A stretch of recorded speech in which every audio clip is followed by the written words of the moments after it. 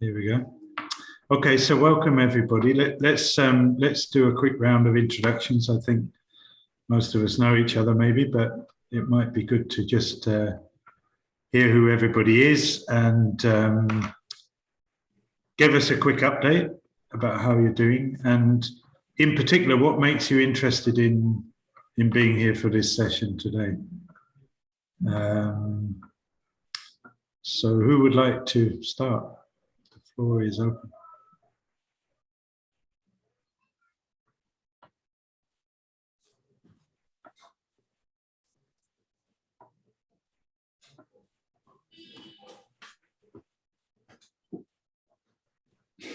Shall I start then?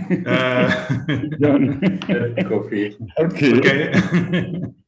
Yeah, okay. My name is Kofi Kumoji. I originate from Togo. I'm based in Togo. And I'm private consultant and facilitator, professional facilitator. I am a CPF since 2009, and today I reached the master level. My interest in this session is that I aim to become emeritus.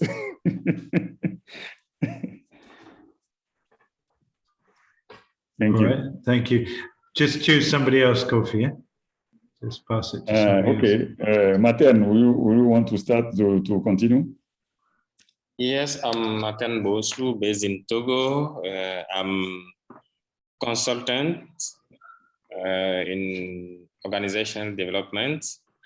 My interest for this session is to take the CPF assessment in the next 6 months.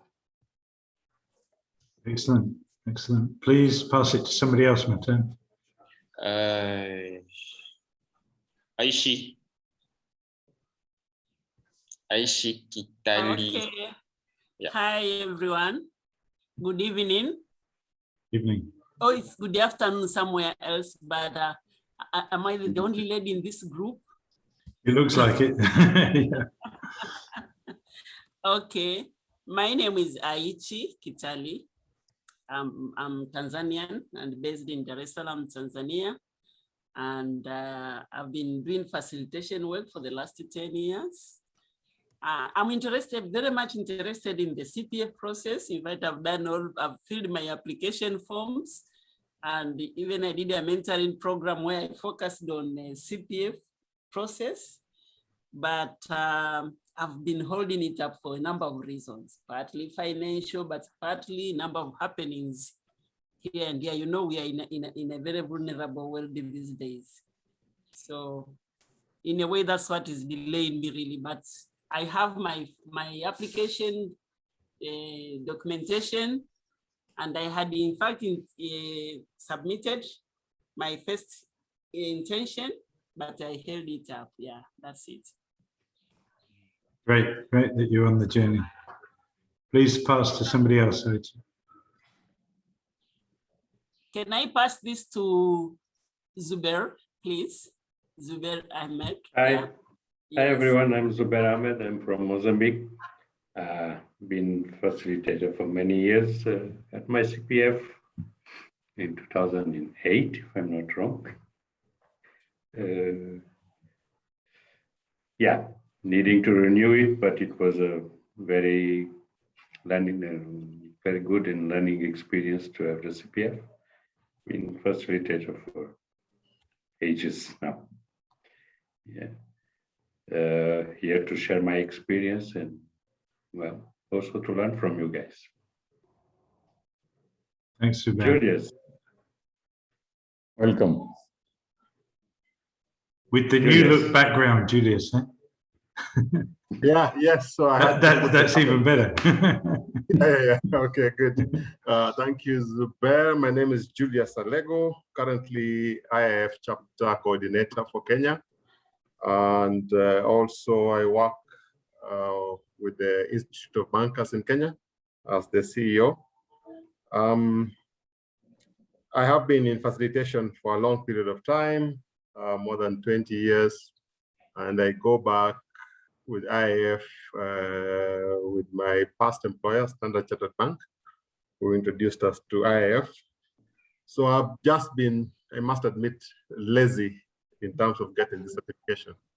And it's one of the things I really just want to get, and have a CPF after my name. I think it's only right that I do that. So my interest is to see how I could fast track, and also to understand, particularly right now, because financially things have changed. So I really also need to plan around that as well. So thank you. Pass it on to Mr. Cornwell. Thank you very much. Yeah, I'm John, and in Mombasa in Kenya.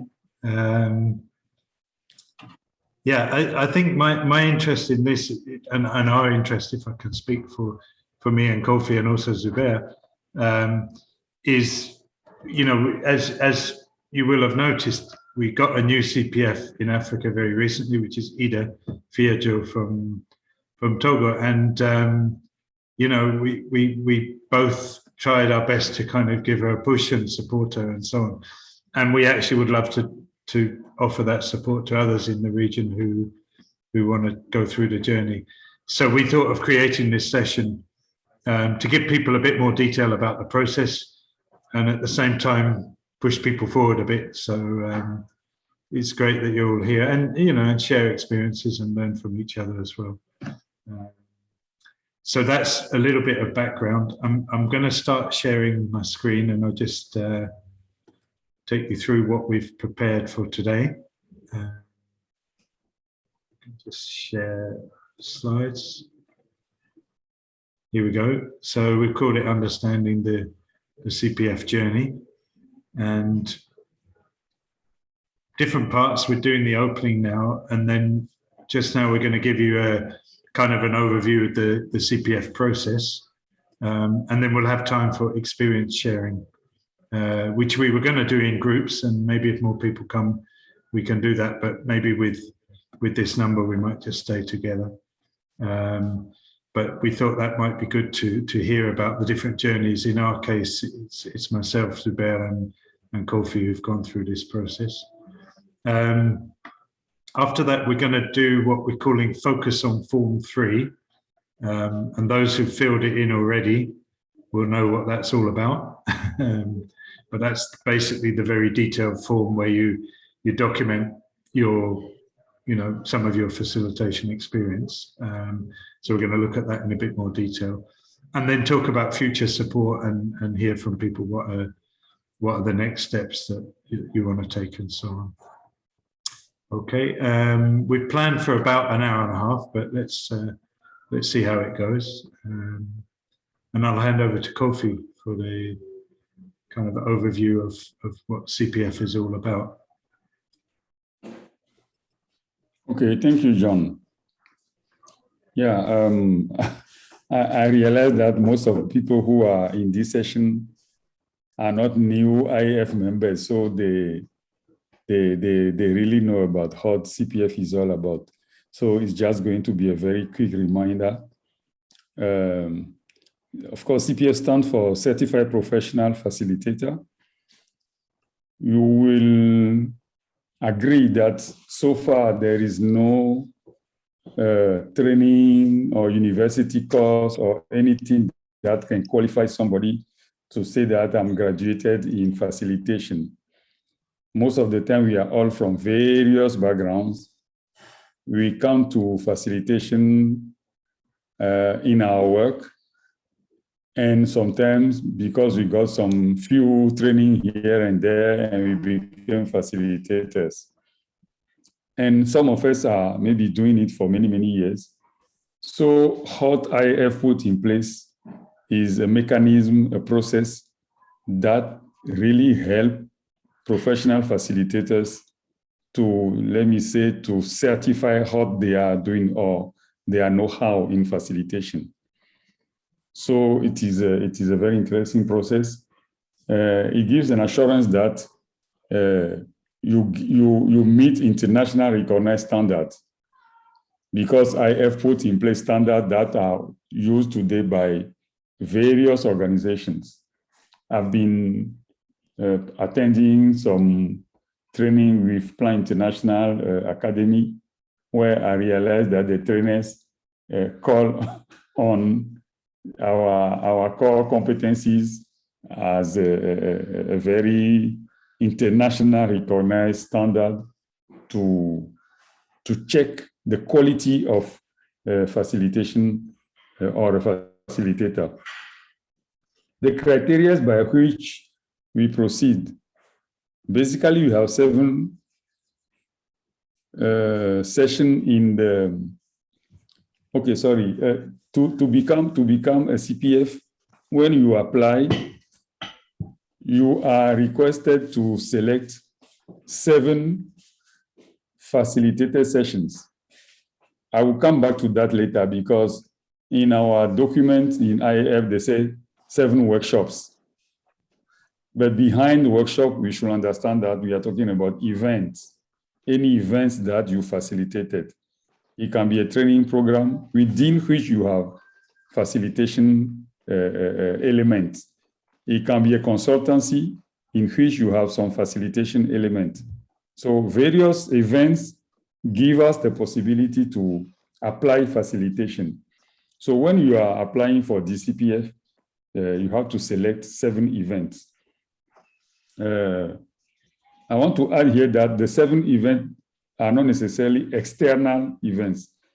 People forget that sometimes you can be doing facilitation within your own organization. So it is important to bear in mind that you can also add events that you facilitated within your organizations. One requirement is that you have to be an IAF member.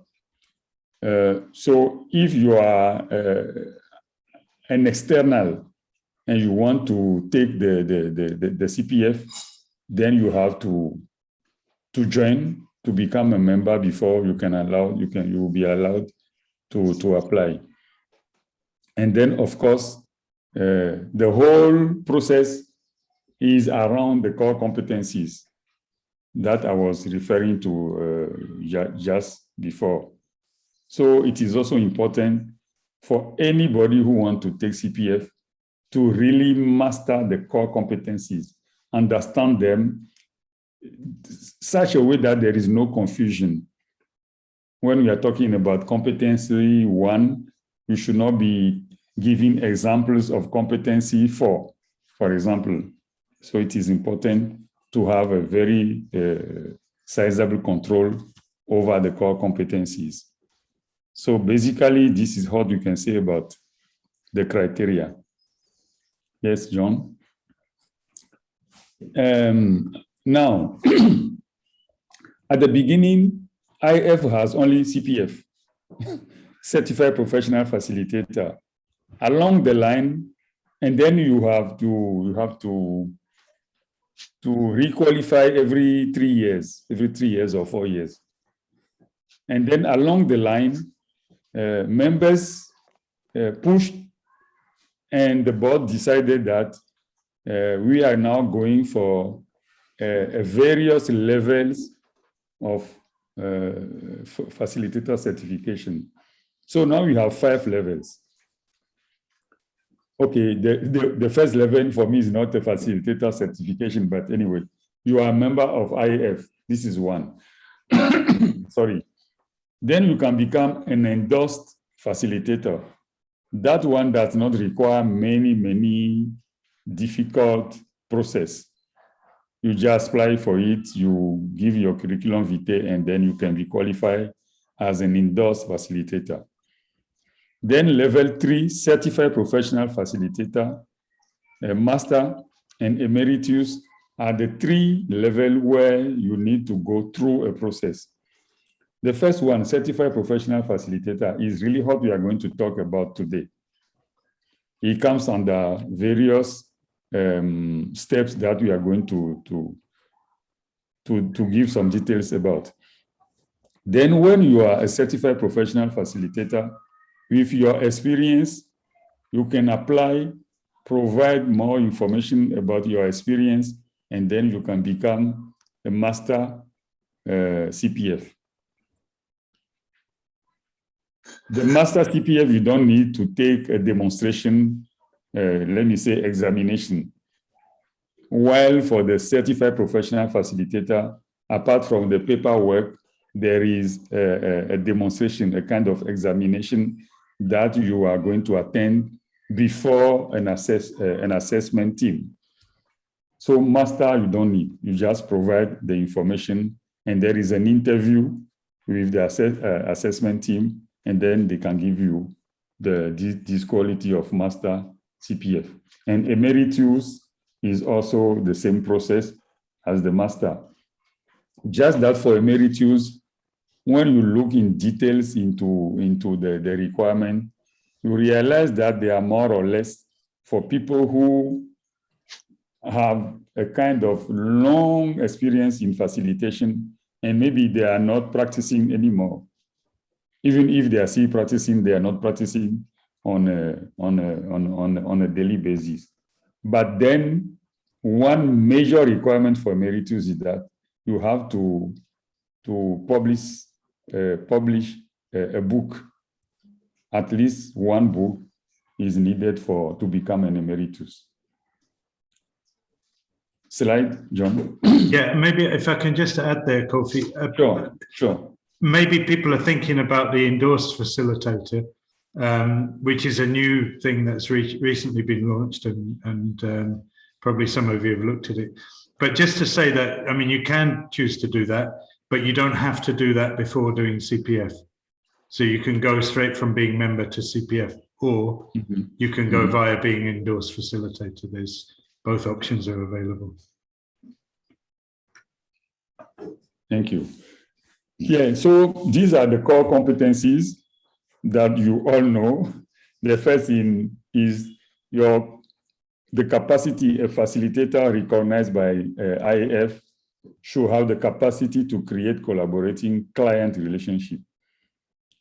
It put together all the relations that you have with your client.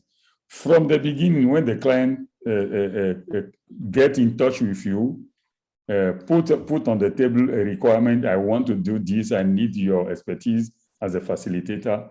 How do you relate with the client? How do you try to understand the expectation, and how do you make your proposal to respond to the expectations? All these are part of the first competency. The second competency speaks about planning appropriate group processes. Of course, when we are talking about facilitation, and from the moment we recognize that we are not consultants who are bringing expertise and do everything and give the result to the client. We are not trainers. We are not training people and then we go and they do what they want to do. It's a kind of learning by doing process. We are with them and we help them to resolve the problem, to resolve the concern they may have. In this kind of process, being able to facilitate group discussion and how you make people work in group and find solution and put together their group result as a whole organizational result is very much important. So this is the second competency that IAF is really keen about. The third competency is our capacity to create and sustain a participatory environment. Of course, as I was saying, if you are facilitating a group process, but you don't have the ability to make sure that every single participant has a say, can contribute efficiently and qualitatively, then you can produce the result with your group, but probably you will not reach the kind of quality result that the client may expect from you. So being able to sustain participatory environment, create the kind of confidence, convivial ambience that help every participant to contribute is also one key competency. D speaks about our capacity to guide group to appropriate and useful outcomes.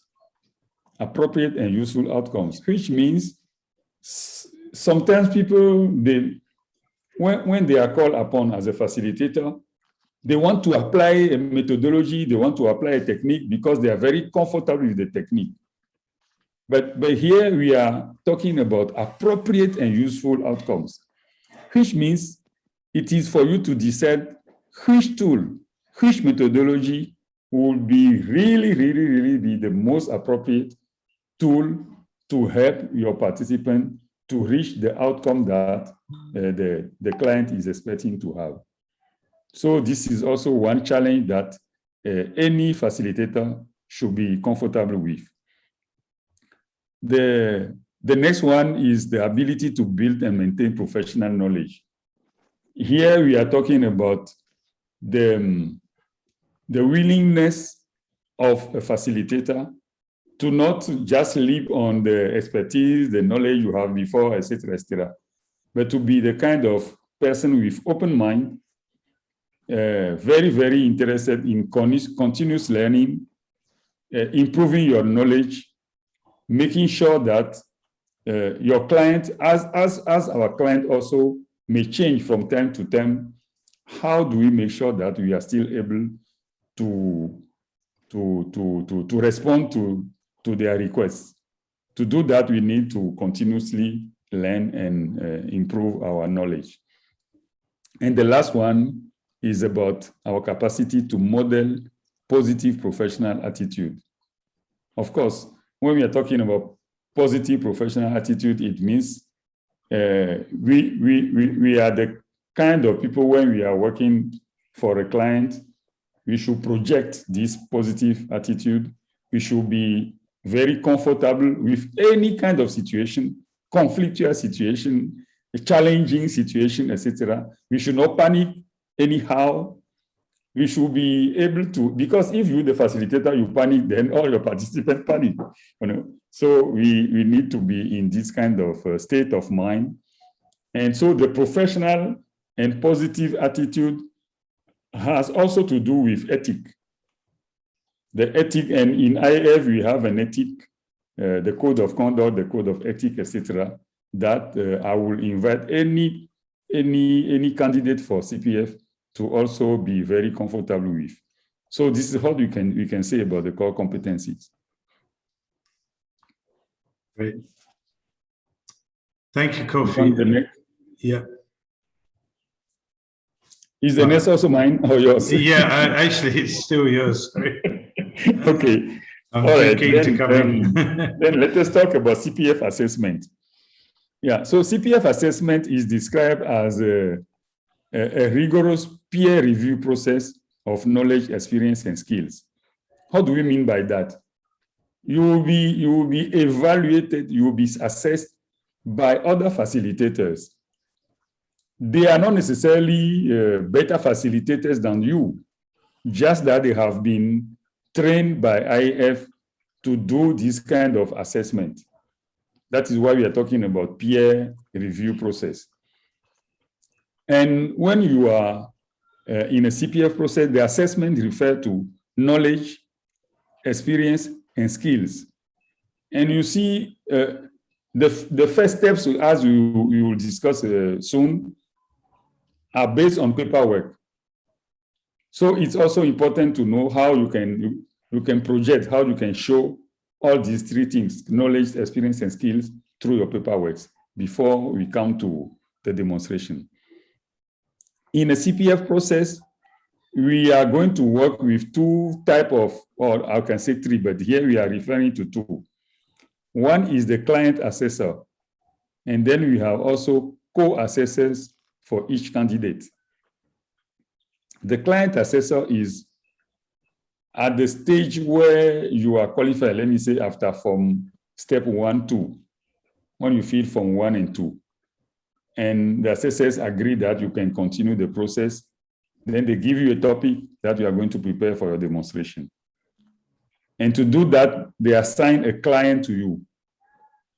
That person will be in a role play of your client for the topic that you've selected out of maybe 3 or 4 topics that they give you.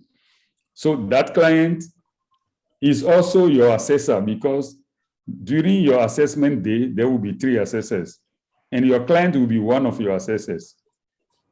So this client, because he is also assessor or she is also assessor, will be assessing all the process and all your attitude, your skills, your capacity to understand the expectations, etc., and how you put those expectations into a work plan and into a methodology for the workshop. And then on the assessment day, there are 2 other assessors that will join this client. But the client will sit as a participant in your session. The other assessors will not sit in the session. They will be aside and remain observers of your session. Now, the last one here is about the additional perspective from 2 other assessors. So this is what I was just talking about. Yeah. John, I think I have already covered this. Sure, great. Thank you, Kofi. Just before we go on, let me welcome Elise and Kate and Virginia, who've just joined us. Maybe you can just say hi quickly, do a quick introduction for yourselves. Virginia?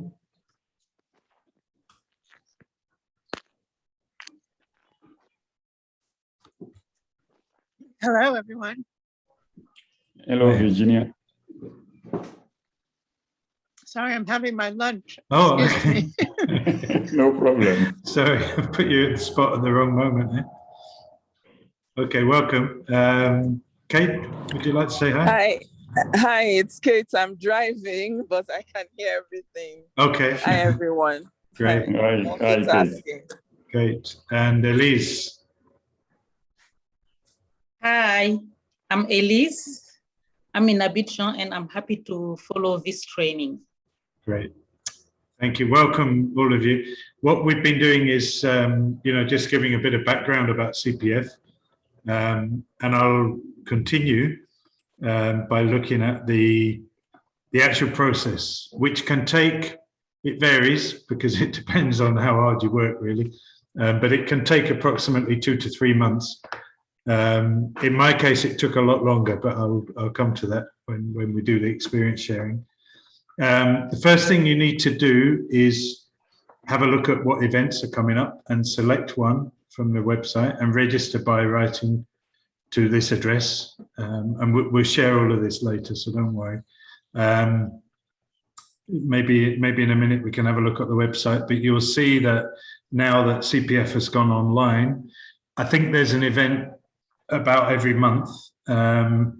And actually you'll find, if you look at it now, you'll find most of them are booked up, I think, until almost the end of the year, or it could even be early next year. Okay, so it's important in a way to get registered fairly quickly, because you might be looking at a certification event that's maybe 6 months' time or more. Okay, so when you write to the office to this address, you'll get, and those who've done it already will know, but you'll get sent some different forms. Forms 1, 2, and 3, which is what they call stage 1. Now, 1 and 2 are basically administrative things, giving your various details. But you also have to send a resume, which can be maybe a couple of pages, a summary of, it doesn't have to be your whole CV, but maybe a focus on facilitation work that you've been doing over the years. So people get an idea of what kind of work you've been doing. Form 3 is what we'll come to later. But basically what that is a summary of the 7, do you remember earlier we talked about you need to choose your 7 best workshops or sessions, and then you write about them in detail. But we'll talk about that a bit more later on. So that is basically what is known as stage 1, okay? Another thing to think about, if this is relevant for you, as I'm sure it will be for some people, is to apply for financial support at this stage if you wish, okay?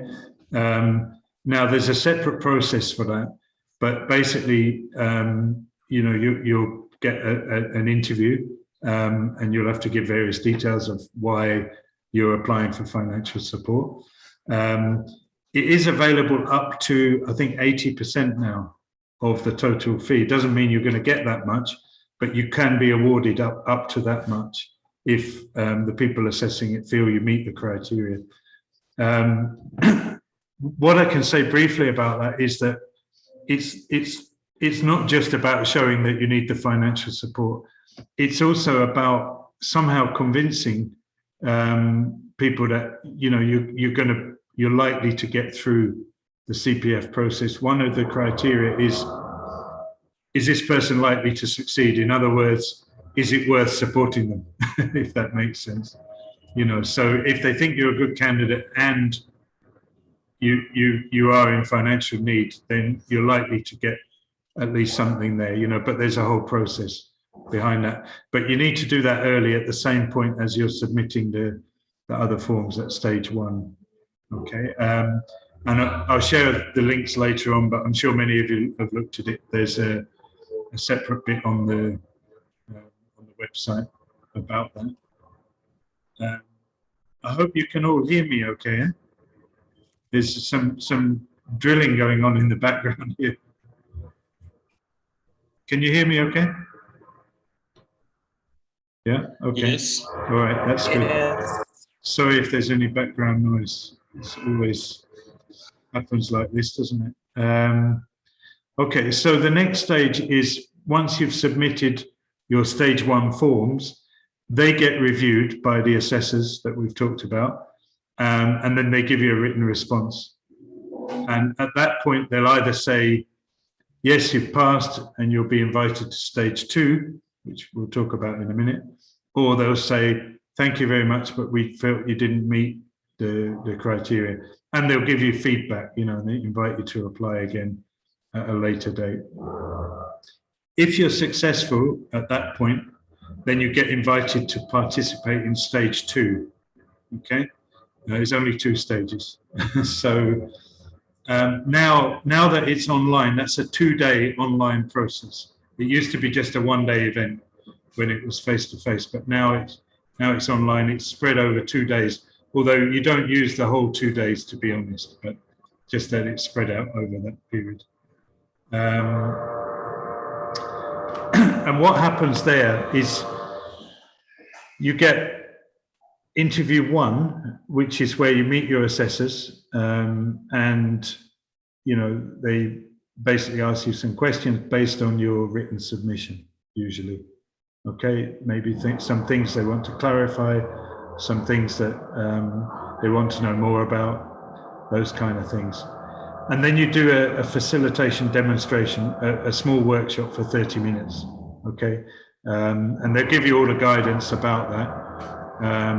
But basically what that's about is not all of you can't demonstrate all the competencies in writing. Some of them, they actually have to see you doing it, so that gives you a chance to cover all the gaps, basically, because you need to demonstrate all the competencies and all the sub-competencies throughout the process. Interview 2 comes after the workshop or after the demonstration.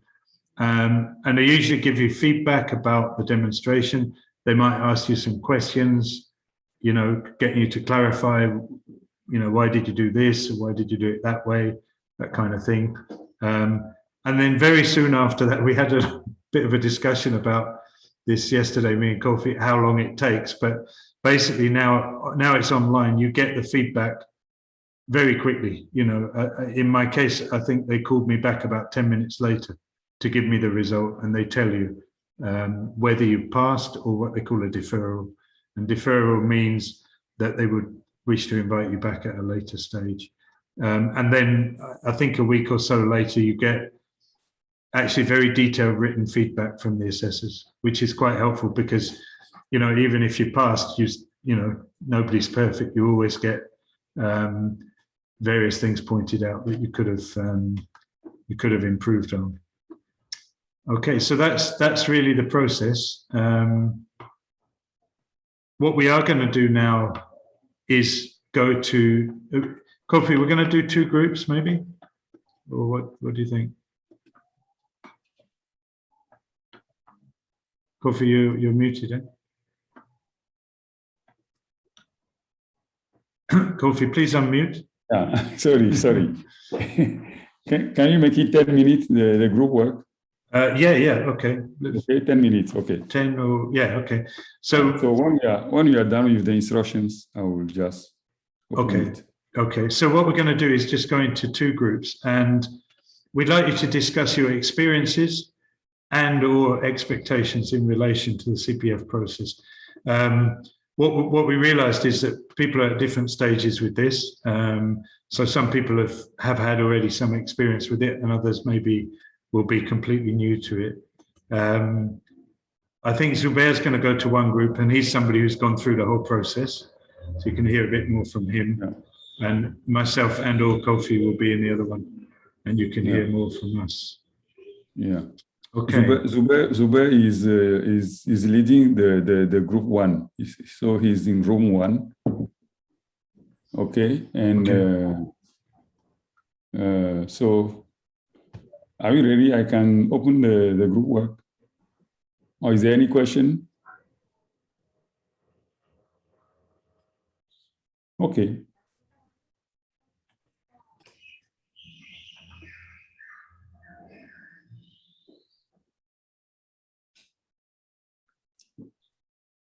Okay, so the groups are open. Eh? So John, you and me will need to, maybe you can join the group 2. Yeah, I think I need to join group 2. And at the moment, group 1 have only got Julius and Zubair. Eh? No. There are other people should join. No, some people have dropped off. Eh? So you just keep in mind if...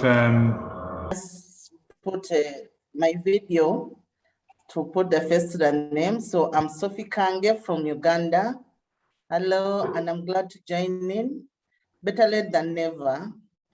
Exactly. I've got opportunity to learn from Ahmed from Mozambique.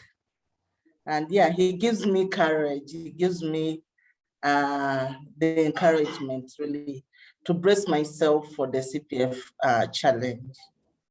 Yeah, thank you. And we are all here if you need more support, Sophie, Kofi, John.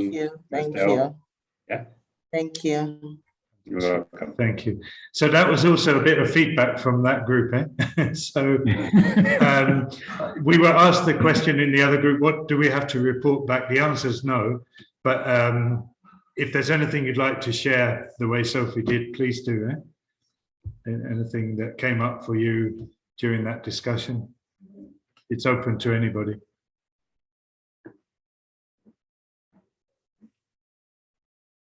One question I did ask John, this is Kate, I was asking Ahmed if he thought it was easier doing this virtually or in person, present in a room. And because I thought perhaps it would be more difficult doing this virtually. Is that the only option that exists now, or you can still do the in-room presentation? Sorry if I missed that earlier. No, at the moment it's the only option, but they are planning to do it face-to-face again. I think they haven't restarted, but I think they will do at some point. So hopefully, I think what they've realized is it's good to offer it online, but it would be good to offer both options. So, yeah, well, if it's easier online, I should quickly do it then before. But you can do it online. I'm sure you can. I'm sure you can. You can ask for John's experience. He did it online. I did, yeah, and Ida did as well. But I mean, the point is, if you're a good facilitator, it doesn't matter your setting, you know. So I'm very sure everybody here could do it either way, you know. Yeah. And if I can add to that issue of doing it online or face-to-face, I want to insist on the fact that for us in Africa, one thing that made it more difficult for us to attend CPF events was that you have to travel to Western country, at least spend 1 or 2 nights in a hotel, which is a lot of money, you know, apart from paying for the CPF registration fees. So now I think doing it online bring down the cost. Some of the costs. Yeah. Yes, Kofi, I actually tried it. I was sharing with my group. I tried it several years back, and I haven't tried it ever since. I think John knows about that too. I did it in the US because I was living in the US at the time, and I did it just the one time, 2009 or 10, and I wasn't successful. I think I also couldn't come up with enough documentary evidence or something, but somehow it didn't work out. And it just put me off because I found it a stressful process. And after the stressful process, it still didn't work out. So, but Ahmed has encouraged me to jump back on the horse and ride. So we'll see how it goes. As I near retirement, I probably will have more time for this. Now you have more resources in Africa. John, exactly. Zubair, myself, Ida. Exactly. Okay.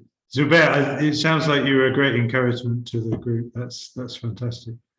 Yeah, I think it's worth going for it. Yeah, it's and as I was telling, maybe to share. Sorry for my group for the repetition, but it's a self-learning process where when you have to review your 7 events. So only that it's in itself is a very useful process to go through. So because we seldom have time to do self-reflection on our work, so it's useful, and having the title just widens your shoulder in the market. Yeah, I like that. Sure. Okay. Anything from the other group that came up for you that you'd like to share?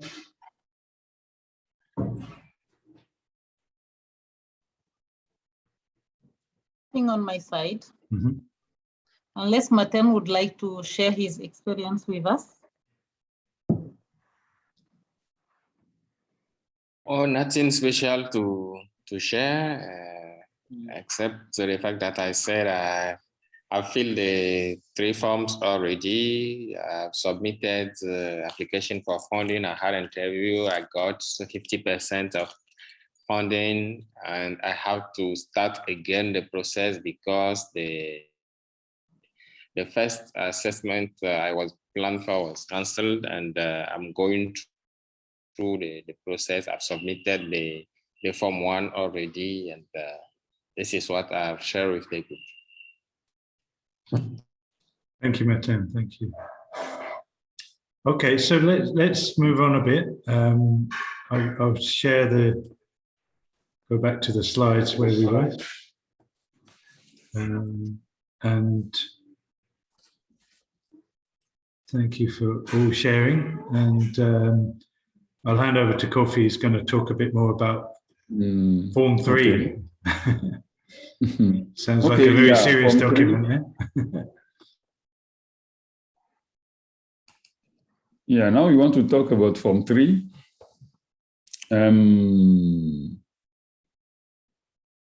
So some key element on which I really want to insist is that when you reach the step where they ask you to fill Form 3, it means you are getting close to the demonstration event. But then the paperwork here really relate to the selection of 7 workshops that you have facilitated over the last 3 years. It is important to bear in mind that sometimes you have a good experience that you want to put in this application, but it is maybe maybe it was 5 years ago or so. They will not accept it if it is 5 years ago, unless you change the date. But then if your client gives you a kind of certification as an evidence supporting document or so, then you'll be in trouble, you know. So it should be over the last 3 years. What we mean here by workshop is, I was saying before that you should understand by workshop events. Sometimes you may not have the 7 events that are specifically 100% a facilitation event. Maybe there is a training event, and within the training, you use some facilitation methodologies. So you can still use those training events, but make sure that when you are describing what you did, you are clear about what was facilitation and what was not facilitation. This is where sometimes filling this Form 3 is a bit tricky, you know. So it is important to know that. Sometimes also maybe you are involved in, let me say, designing a project with your client, strategic planning or so. And so it is important to know how you are going to disaggregate between facilitation activities and other activities. It is also important to know which of the 7 events you are going to provide details for. Because when you go to, maybe I can share my screen now, John. Can I? Yeah, sure. Yeah, I want to share my screen so that, yeah, so let me go quickly over it again. I think everybody knows about this form, okay? But I don't want to insist on anything there. I was talking about the point B, the 7 workshops, and the clarification that is given here. What do you mean by workshop? It can be coaching, consultancy, expertise, etc., designing a project, etc. But then make sure that when we are describing, you are clear. Now, here you have to choose one. Under D, event summary, you have to choose one. And the purpose here, even the purpose, like I said before, throughout the process, the purpose is to see how you master the core competencies. But here, it is really, really important because it is basically what the assessors want to see. So when you are describing your 7 events, make sure that you can demonstrate the core competencies, okay? It can be during the question 2, question 3, question 4, etc. But specifically here, when they say description of the workshop, please describe the workshop highlighting the following: your preparation for the event, session design, consideration and approach. What are the methodologies that you use, facilitation techniques that you used, the tools, the equipment, the visual aids? You need to describe all those things, okay? And then how did you achieve in terms of result? The difficulties you encountered and the lesson learned, how did you get control over the difficulties that you experienced? And the last one is how the IAF core competencies were exhibited throughout the event. So you see, sometimes, because you are going to provide the information here, what is in green here, you forget about making sure that you can describe those things here in the previous questions. So please, when you take the core competencies, put them beside you, and when you are filling this form, check every time you realize that you cover one core competencies, check it. When you cover one core competence, check it, etc. So that at the end of the day, there is a sizable assurance that you cover all the 7 competencies. Now, this is also something that is important to bear in mind.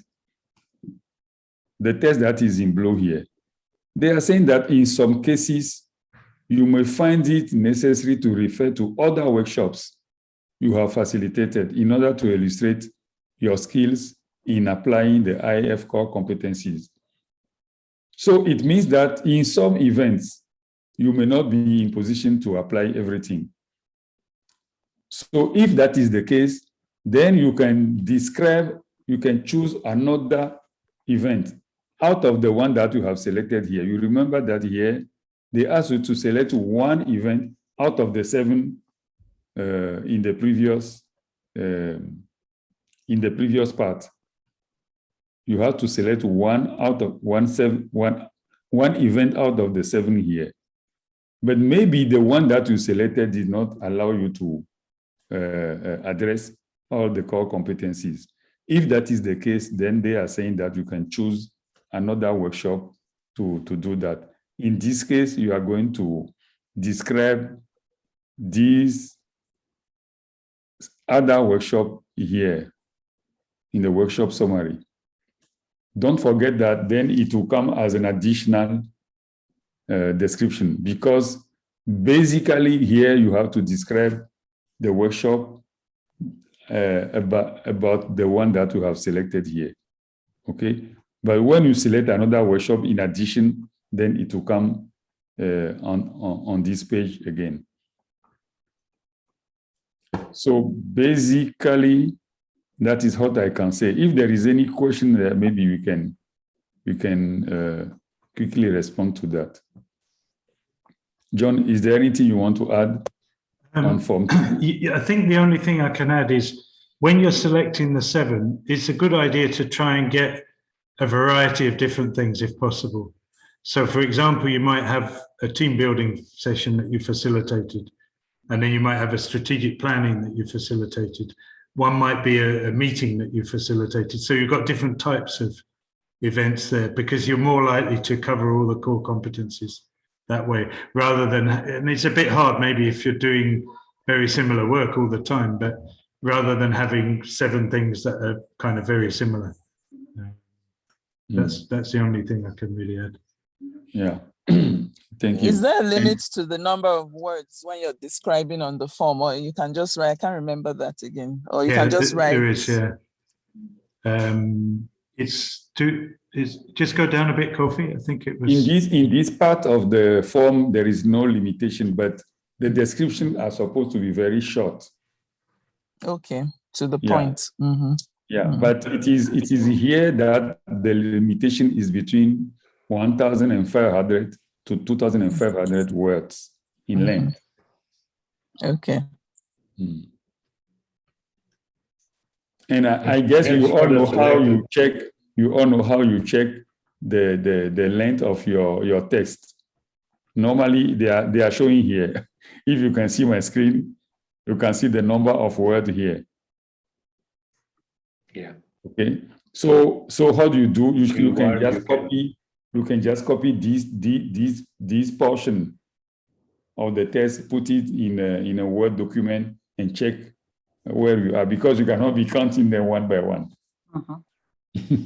Zubair, you wanted to come in? Your microphone, Zubair. I think Kofi has covered, but in the previous section where we have the list of the 7, there's also a limitation of, they say, not more than 4 lines of description. Okay. Good. So this is a very short description. But then when you select, as John was saying, try to select a variety of events that you have facilitated, because then it helps to demonstrate your, let's say, your core skills in doing it. Yeah.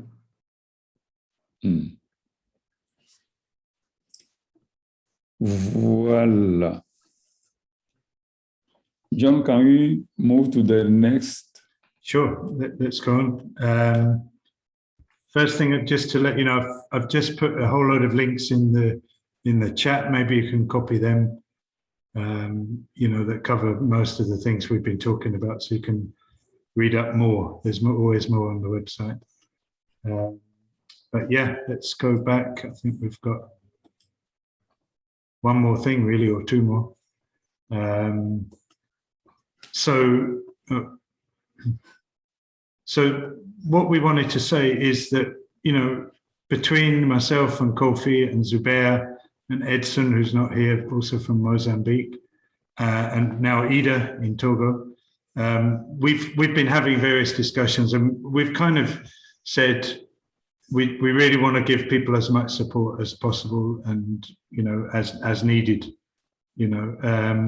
so what we'd like to say is that we can have more detailed discussions if necessary about the process, especially when you've registered and already started the process. That's probably the right time. And we're also all available for individual support and mentoring as needed. Okay. So for example, for specific aspects of the process and or general discussion. Okay. You don't have to take up that offer, but you can. And, it could be that we get a group of people like we have a group now. And if it's helpful to you, we can meet together as a group and support each other that way, or we could do it individually, whatever is good for you. But we're just really keen to get more people through the process. We know there's lots of good facilitators around, so it's really just about pushing, but also supporting. Pushing maybe is the wrong word. Encouraging. So with that in mind, any comments about the session or outstanding questions that you might have? And maybe if I stop sharing the screen, maybe let's just do a round and hear a final comment from everybody, or if you have a question that you'd still like to ask, now is the time. Kate, before you go, any comment?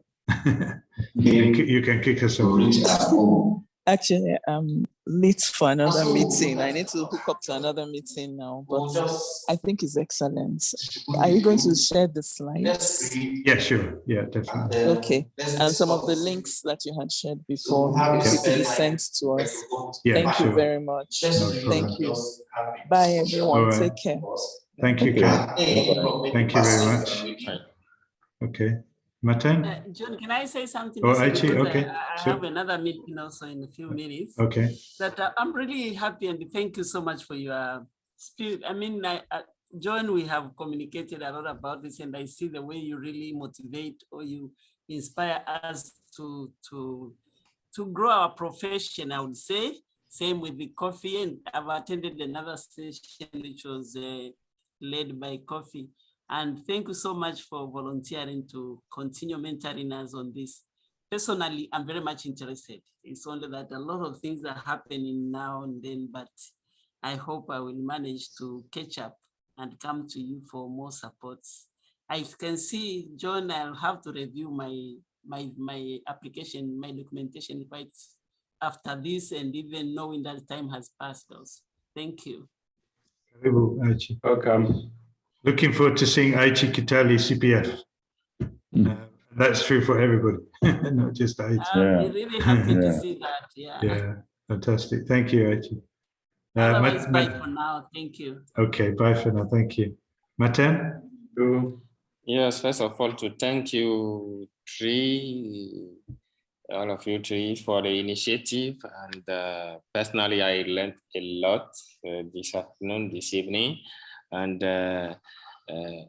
maybe I will ask more for more sessions in the next 2 weeks or 3 weeks to talk specifically about the core competencies, how to master the competencies, and during the interview, how to show the competencies, during the presentation, how to show the competencies, and maybe another session about the code of conduct, and that will make us to be ready for the assessment session. Thank you very much.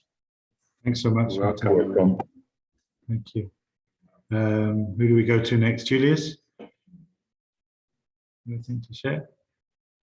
Yeah, thanks. I have a couple of questions. These are coupled because a good number of them had been addressed by Zube. Thank you so much, Zube. First is to appreciate this. You have demystified for me a couple of things. Being an old dog, so there's quite a lot that I've gathered now. But then I think one question which I'm still in my mind is, how much is this right now as we speak? That is question number one. Question number two, if I got it right, to be an endorsed facilitator, it's just a CV. Is that it? I mean, I'm still confused on that. So those are the two questions I have. Okay, I'll do my best to answer. The cost, I'm not sure. It's around $2,500. It may have increased, I'm not sure. But, you know, in fact, you can write to the office anyway and ask these questions. They'll give you the details. So obviously that's a big chunk of money. You know, I know in my case, I saved for several years. You know, about the endorsed facilitator, I don't know so much, but I think there is a kind of an assessment process. And what I'll do is I'll put in the chat the link for it on the website. I've just put it there now, because it's not a very complex, but it's a bit more complex. In fact, I'm just reading it now. It says it consists of an online examination and a 3-part application form. I think maybe one significant difference is the cost, because Aichi was maybe going to be able to tell us, because I know she was inquiring. But I think, if I'm right, I think it's $500 for the endorsed process. But don't quote me on that. That again, you can confirm if you inquire about that. Okay, thank you. Julius, yeah, no problem. Elise? Hello. Hello. Thank you so much. Yes, can you hear me? Yeah, sure. Okay. I want to thank you, because after listening to you and following this session, maybe I will consider what I was saying and try to review my plans and maybe try, well, maybe not next year, but 2023, why not? Sounds Thank good. you so much. This was really, insightful and teachful. Thank you. Great to hear that. Thank you, Elise. Thank you for being here. Thank you. And Sophie? Sophie has already given feedback. Maybe a last word. Thank you, John, Kofi, and Ahmed, and the colleagues here. I think this was worth it. Yeah, sometimes we have fears because of lack of knowledge and how the process is actually, and so I value this very engagement, as it has mystified quite a number of fears that have been underlying for me, but also while I have opportunity to face this kind of mentoring session, it gives me more encouragement really to put my house in order, recollect and see, like Ahmed said, kind of a self-discovery on where I position myself, but also being able to identify those success centers that I can present myself for the certification. So yes, I'm optimistic come 2022. This will be priority for me. Thank you so much. Great stuff. Thank you, Sophie. Good, great. Thank you. Yes. Zubair, last word from you. No, thank you. Thank you for the opportunity. Yeah. Always a pleasure to share the experience, and yeah. Thank you. Thank you very much for being here. Kofi? And nice to see you guys again. No, nothing to add. I would just thank colleagues who joined this session, and expecting that it will help to celebrate more CPF in the upcoming months. In any case, we are ready to help. Yeah. Thank you. Yeah, in fact, I'm just reminded of all the accolades for Ida, and I also got quite a lot when I did mine. So maybe that can be a motivation as well, because that's the kind of response you might get once you get through. Yeah. So thanks everybody, and it's been a pleasure, and good luck, and hope to hear from people very soon. Let's see who's going to be the next CPF in the region. Yeah. Right. The race is on. Sorry? The race is on. So Yeah, sure. Yeah. yeah. It can be everybody. Yeah. All right. Okay. Have a nice evening, everyone. You too. Yeah. Take care. Nice evening. Bye. Yeah, all. Bye-bye. Thanks again. Yes. Bye bye. Bye. Bye.